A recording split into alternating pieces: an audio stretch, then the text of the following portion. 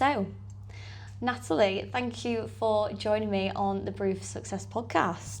If you'd firstly just like to introduce yourself, how long have you been with us, and just a little bit about yourself. Yeah, so I'm Natalie Sample. I am the Associate Director for Rail Infrastructure. Yeah. And I've been here just over 9 years. Wow. Time flies when you're having fun, Nat. It does fly. Yeah, so 9 years, wow, okay. So I can imagine then, if you've been here for 9 years, I'd like to think anyway, that, when you started all those years ago in comparison to now, what would you sort of say has been the biggest change over those 9 years? Whether that be, we'll probably go down the route of actually recruitment, the industry, or just being here for 9 years. I imagine it's probably changed a little bit. Yeah, things have changed dramatically, I think, over sort of the last 5 years at least. Yeah. I mean, when I started, it was very small. We had a very small team. Yeah. We only had Doncaster, so it was really sort of like you kind of was thrown in a little bit to the deep end. Yeah.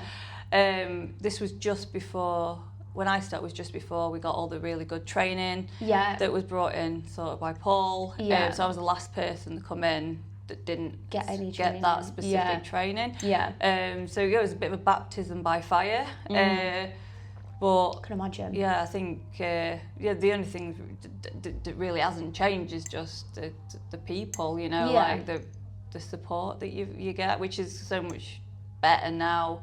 Yeah. We've got that training, but what's changed dramatically is that we've got a hell of a lot more training. Yeah. So I suppose 9 years ago then it was very much right. Here's a phone, here's your computer, here's Eclipse, because obviously, was it Eclipse 9 years ago? Yeah, God, yeah. I can't even remember Eclipse that well, but yes, it was, yeah. Yeah, I'm going to say, when I joined in 2020, I remember it being Eclipse, and then obviously that compared to Mercury's like completely worlds apart, isn't it? I remember it was a very like clunk, clunk, dunk, dunk, dunk. It reminded me of one of those phones where it was like A, B, C, D, E, F. Oh, no. It's like one of them, isn't it? Okay. If you could actually go back then, knowing what you know now and obviously the changes that, you've kind of seen over those 9 years, what sort of advice would you give trainee Natalie 9 years ago with sort of the knowledge that you know now? I think, to be fair, the advice I gave like myself before I started, probably the same advice I'd give myself now. Yeah. I mean, because I've never done recruitment, so I went straight in, and it was sort of just telling myself, just keep an open mind. Yeah. Just throw everything you've got at it, and just be willing to learn and soak everything up. Yeah, because it's a totally different beast to everything, anything that anyone probably has done before. Yeah. So on that then, what did you actually do before you joined here? I assume it's your first recruitment job, or I started out, I mean, I was always in like retail sales, and then I went into like insurance sales. So I worked at Direct Line. That was the last place that I worked before here, and prior to that, like insurance. It was always like insurance sort of sales, very very like monotonous, sort of scripted, kind of work. Yeah, I think Denley actually said similar when she was on the podcast that, coming from like a call centre type background, I think sometimes people think that, don't get me wrong, I think in terms of the skills that you learn from being in a call centre is very transferable in terms of coming to recruitment, but in terms of the actual job, it is so different, so different. You're not reading off a script, you've actually got to go out there and build those relationships. You're not just kind of looking at a screen saying, oh yeah, have you got insurance? Or, do you know what I mean? Can I sell you some other insurance? It was so scripted, and I don't like being scripted. I like to talk to people like the human beings. Yeah, you need to freestyle it, don't you, at the end of the day? I love a bit of freestyle, yeah. Yeah, and also, all your clients are different. You're going to have certain clients who are a little bit more, regimented and a bit more, I don't know, standoffish maybe. Yeah. And then you've got the ones that you can have like a proper crack with. So you've always got to be able to sort of not change personality, but obviously change your style compared to like who you're speaking to. You've got to be about 3 different people all in one day sometimes. Yeah, 100%. Okay, so Natalie Sample, if your recruitment career was a movie, what would it be called and what actress would play you? Oh, God.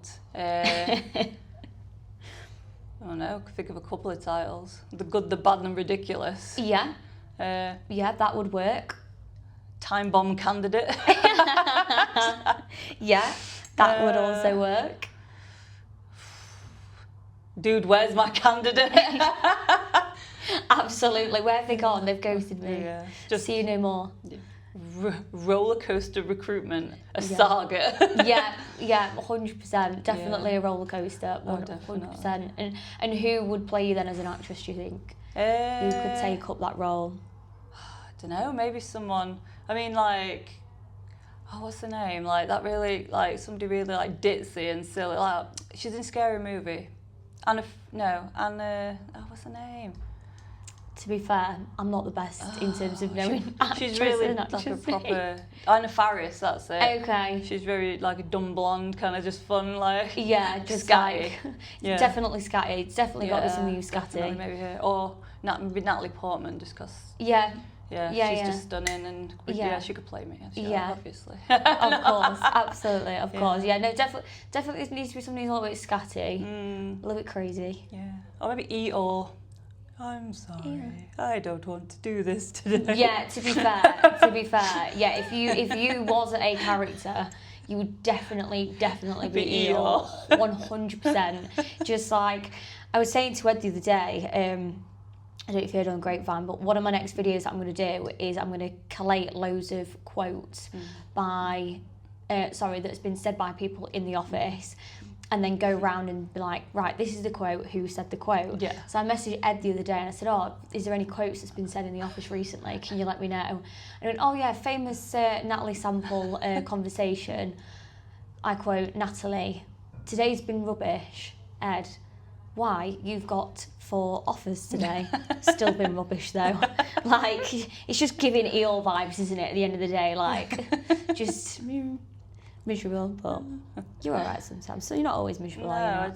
Sometimes you'll be happy. You're either singing, humming, or you're like, get that fire exit door, I want to leave. Yeah. It's one of the two. There's no in between. There's no happy medium. That's why roller coaster recruitment. Yeah, exactly. Yeah, that movie would be the perfect title for that.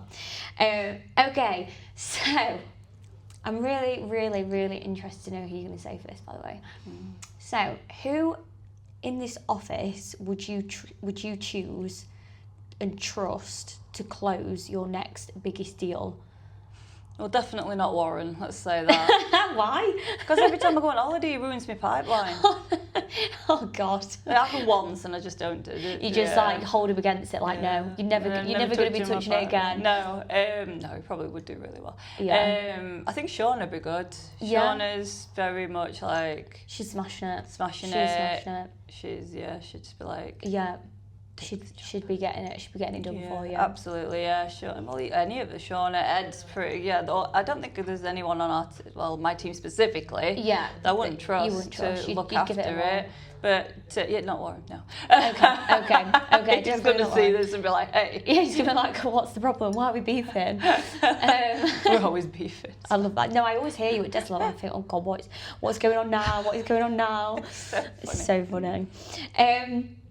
Okay, so been here for 9 years now, so I'm really, really hoping that you're going to throw something completely wild at me here. I'm really hoping that you are, and I feel like there's got to be something. So, what is the wildest excuse that you've been given from a candidate as to why they've either not shown up to the interview or they haven't taken the offer? Oh God, I mean weirdest. I'm not sure. Strangest, most bizarre. There were one of them where. One of them said he couldn't take the job because his wife wouldn't let him. Said, controlling. My wife won't let me. She doesn't think it's good for me. And I'm like, are you an adult or are you a child? Or and do you have to what do you mean? She goes, she just don't think it's the right time for me to move. Fair enough. Was he getting a pay rise? Yeah, I don't know.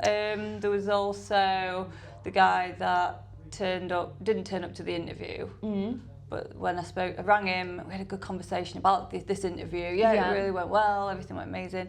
Client's like, he didn't turn up for an interview. So I'm like, I rang him back and I'm like, what interview were you on? And he was like, oh, we're on an interview. And I was like, well, it weren't with my client. It was just random. So we'd got mixed up. Got mixed up and ended up on an interview with a completely different client. And for a job that he weren't prepared for. So he was talking about this other job, and it's like, this job doesn't sound anything like what we talked about. Oh no! I assume he's spoken to loads of different recruiters, and he's just got everything a bit muddled up. The one that was the woman that everything was going really well. Yeah. She got to an offer stage and then just ghosted me. Anyway, we're chasing her. So I texted her and I got a text back saying, "Hi, this is so and so. Yeah. So and so's been in a car accident, in critical condition, blah blah blah." Oh God.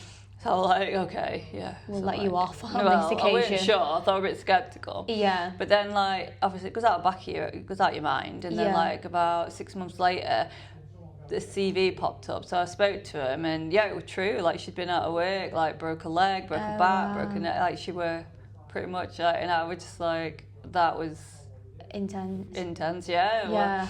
At least you know that she wasn't lying, though. At least it actually was a valid excuse. But this is the problem, you see, because candidates lie so many times, and then when they actually give you a valid excuse that is actually correct, you're always a little bit sceptical in the back of your mind. There's always a little bit of scepticism, if that's the word. Yeah. I always remember when I was recruiting and they told me that their nan had died twice, and I was like, oh yeah, what's going on? How many nannies? What have you got? Well, you could have two nannies, but if it's the same nanny. Yeah. It was because I remember it was when Matt had done my handover. I was away. It was over Christmas, and Matt had done my I did my handover to Matt, sorry, and he was like, "You're never gonna guess what? What?" Can't remember the candidate's name now. We won't name drop anyway. So and so has said that her nan has died again. Man, she declined the offer about 2 months ago because her nan had died. So I think she'd assumed because she wasn't dealing with me anymore, she was dealing with Matt. She thought, I could just use that same excuse. So yeah, this is the problem. Just don't lie. Just be honest. It's really not that difficult. But at least that was a genuine excuse. It does make you have a little bit more faith in humanity that. Yeah, I've had them where they're like, I've had to bring my dog to vets, or my daughter's been in a car accident, and then sending photographs. Oh really?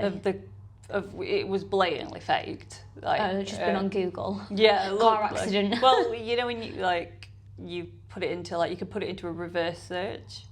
Google, yeah, if you get a picture, you can put it in. You can do a Google reverse search. It finds where that picture's from, and it will on the internet. Oh, I didn't know that. That's cool. That's number one, you don't send pictures of, even if your daughter was of this gory rip in their arm or something, and I was just a bit dramatic anyway. I'm probably wouldn't have happened. Okay. And also, if it had happened, I highly doubt you would be sending actual photos to your recruiter. It's just not really necessary, is it? We don't really want to see the gammy arm or gammy leg. Thank you. But okay. So if you could have a theme song for your follow-up emails, what would the song be? You mean follow up on what? Because I weren't sure. So say if you're doing a spec out or you've sent an email to a client and they've not replied to you, so you're having to follow up and as per my latest email. Yeah. What if you could have a theme song that would sort of represent that tone? What would it be? Hello, is it me? Stop, that is literally what I had in my head as well. Yeah, Adele, hello. Darkness, my old friend. Yes, absolutely, absolutely. Do you really want to hurt me? Yeah, or don't stop believing. Don't stop believing. You've just got to hold on to the faith. They will reply. They will reply one day. I will do anything for a candidate. Yes. But I won't do that. Yeah, love a bit of meatloaf. Call me. Yes. Yeah, a bit of Blondie, call me. Absolutely. One way or another, I'm going to find you. Yeah. That's probably. Yeah, that is a legit one, actually. Yeah, one way or another. I'm going to find you. I'm going to find you down. I'm going to get you. Yeah. Or even, I know it's not a song, but the famous quote from Taken, it's I will find you and I will kill you. I will kill you.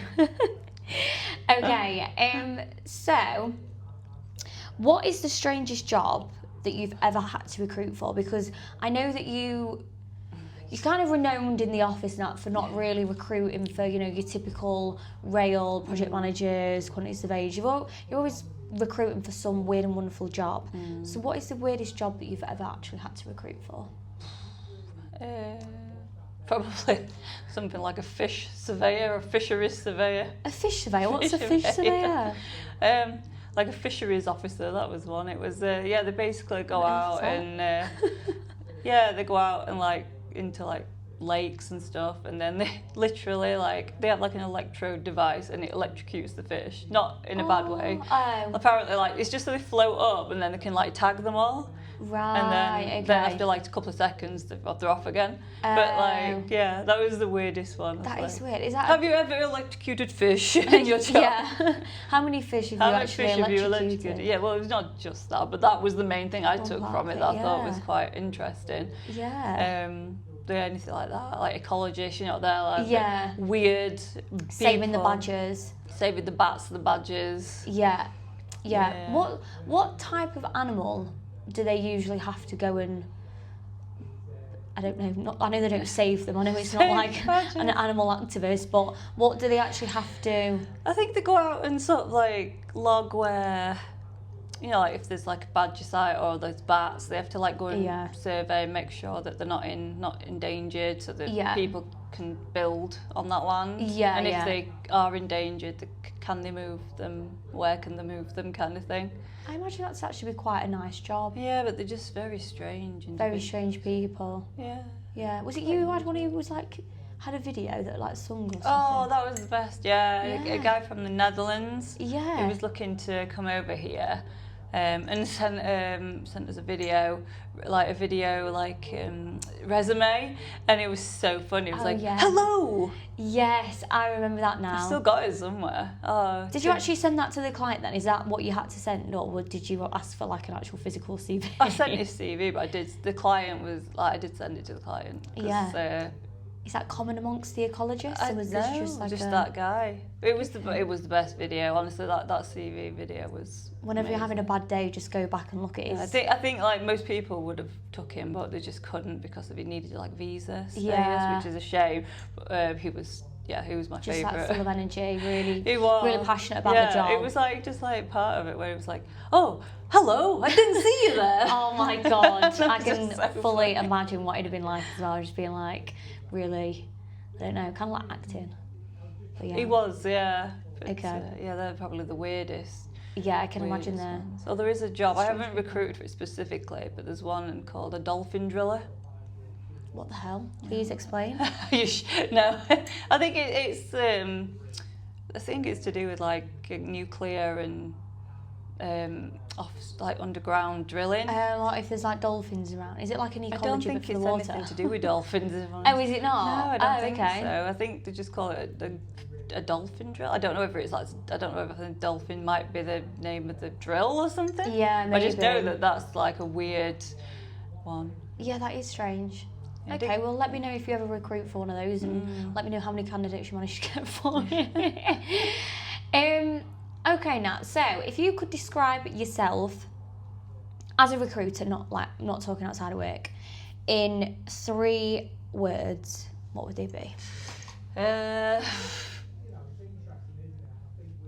a recruiter, probably tenacious, like headstrong kind of thing. Yeah, definitely. Probably sneaky. Sneaky. Now and again. You gotta be a bit sneaky. You gotta be a little bit sneaky, yeah. I feel like, to be fair, you gotta be a bit like. Let's not beat around the bush. You probably do need to be a little bit sneaky to be good at recruitment. The top recruiters, they can't lie. They've definitely been a little bit sneaky here and there. You've got to be a little bit sneaky, just with just the way that the role is, isn't it? What have we got then? So it's like tenacious, sneaky,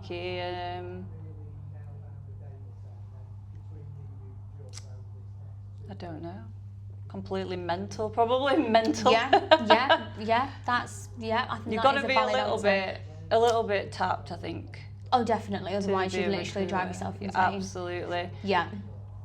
I agree. Okay, we'll go with that. So tenacious, sneaky, and mental.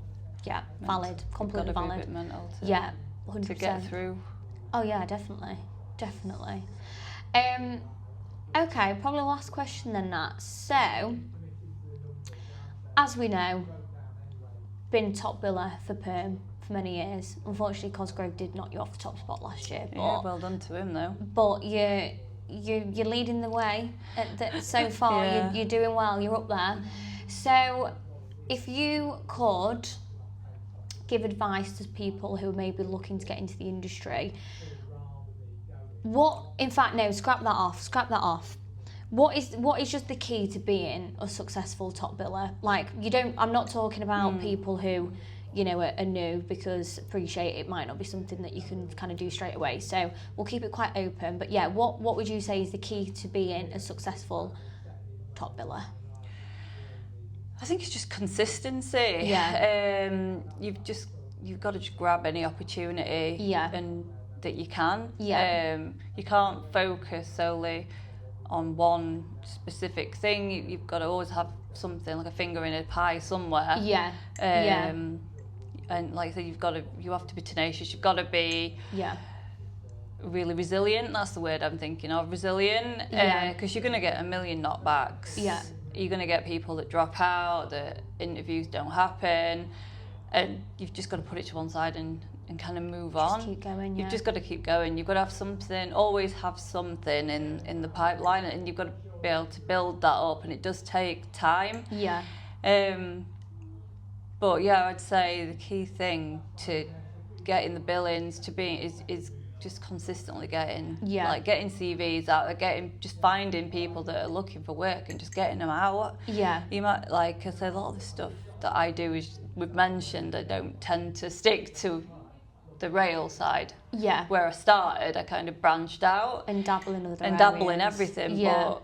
But if it's an interesting occupation, like, so I've got like environmental or like the ecology stuff. Yeah. You get to know them, just learn what they do, and then you can put them out. Yeah, 100%. And just, if someone's looking for work and they're in a reasonable sector, obviously I'm not talking about like your admin assistants and hairdressers and stuff. But Yeah, it's just definitely. finding people that are looking to actually buy into you as a person and want to work with you. Yeah. And then just getting them out. Yeah, and I think, definitely. And I think as well, like with ecologists, the niche roles, aren't they? Yeah. So if you've got a good ecologist, you're probably going to place them, whether it's with a client who's already on our system, or you're very good at finding roles out there to put them into, and more often than not, clients will be interested because it's like, an ecologist, wow, where have you found them from?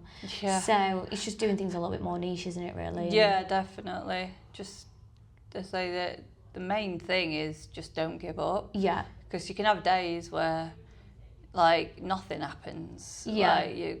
Like yesterday, just for example, I was like trying to find a CV for something, and I was just, not in nap time. Yeah, I was I'm looking, scrolling through LinkedIn, and I was like, this is not the day I wanted to have, and my eyes were going like, and I was like, I need to. But you've just got to push through. Yeah. Have a nap, just go. Yeah, that's have a quick nap. Have a quick nap, and then move on. And then today, emails galore. I'm going to be so busy, so it changes just at the drop of a hat. Yeah, I think I've said this so many times, but it's like one day you can have a proper slog and it's like nothing's coming off, and then all of a sudden, bang, things that you didn't even expect to come off the next day ends up coming off from maybe like a week or two ago. And you're like, oh, where did you come from? So yeah, it's always just not letting the bad day kind of get you down, which is a bit it's hard cheesy sometimes, because we all have the bad day. And then it's kind of like just making sure that we're all, especially in the team, we're all boosting each other, because if someone has a bad day, then, exactly. Yeah, you've just got to rally together, really. Yeah, definitely. And I think as well, you're all very good at sort of sharing candidates as well. It's like, oh, I've got a client, you've got a candidate, put them in. There's no kind of like, this is my client, this is my candidate. It's like, just share, because it's better to get a split than nothing, isn't it, at the end of the day? So, absolutely, yeah. I think that's one thing that's changed, like we mentioned before. Yeah. Is that now we're all a lot more collaborative. Yeah. Whereas back in the day, it were every man for himself a little bit. Yeah, a bit more cutthroat. Nobody really wanted to share, and now we're like, oh, I've got this CV, and the amount of money and placements that we're all getting now, just off the back of working together. Yeah, 100%. And it just makes the team dynamic. Everybody wants to be there.